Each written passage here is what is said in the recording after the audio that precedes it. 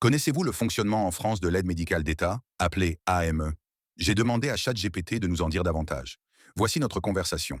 Créée le 1er janvier 2000, l'AME permet aux étrangers en situation irrégulière résidant en France depuis plus de 3 mois d'accéder à une couverture médicale étendue. Ce dispositif couvre une large gamme de soins, comprenant les consultations, hospitalisations, soins dentaires, prescriptions pharmaceutiques et certaines interventions chirurgicales comme le bypass gastrique. Le budget initial alloué à l'aide médicale d'État était d'environ 75 millions d'euros. En 2009, il avait atteint 540 millions d'euros. Aujourd'hui, il est d'environ 1 milliard 200 millions d'euros. En comparaison, les dispositifs similaires en Europe diffèrent grandement. En Allemagne, par exemple, les étrangers en situation irrégulière ont droit uniquement aux soins urgents et nécessaires, comme les traitements pour maladies aiguës ou douleurs graves. Les soins dentaires ou les interventions chirurgicales ne sont pas pris en charge.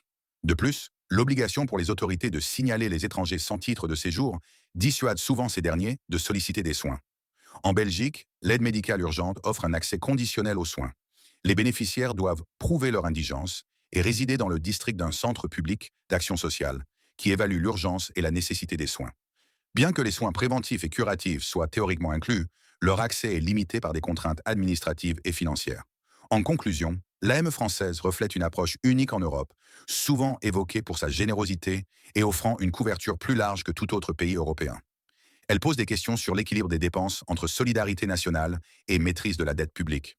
Ce n'est pas moi, c'est l'IA qui le dit.